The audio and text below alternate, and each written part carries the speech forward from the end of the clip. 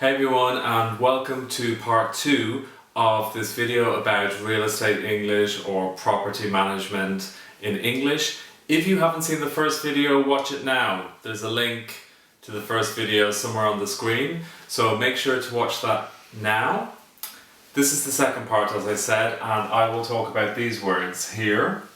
So, wie sagt man Provision, gut isoliert und Stock auf English.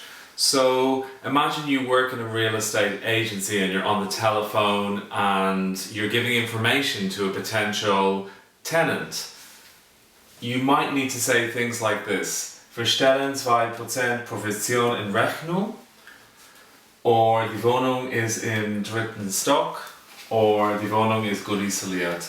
So how do you say those words or those sentences in English? Well, in the first one, this word here, Provision in English is not provision, so that's a false friend. Provision, the word provision or provisions in English means voorraad.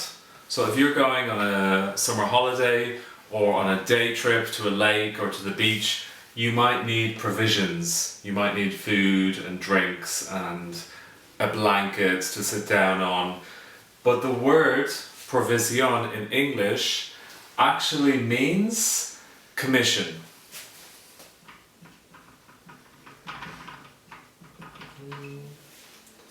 So you would say, we charge 2% commission.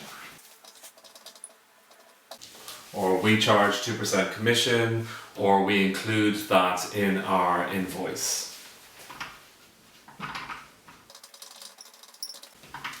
We charge 2% commission, we include it in our invoice. Then, if you want to tell a potential tenant where the apartment or where the property is, or where the flat is, you might need to say this here, and to say this part, you would say on the 3rd floor. So the apartment or the flat is on the 3rd floor.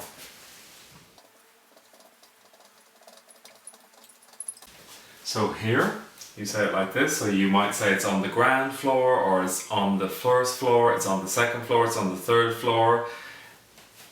Yeah, like this. The final sentence is you might need to tell somebody that a property is gut isoliert. Again, this is a false friend in English. You would not say the apartment is isolated. So isolated is not the word, because isolated is, in English, it's normally a negative. It has a negative meaning. So if you say the apartment is isolated, that would mean it's somewhere on its own and there's nothing around it. And you would say that in a negative way. Not that it's a good thing, that it's a bad thing. So don't use the word isolated. What you would say here is well insulated.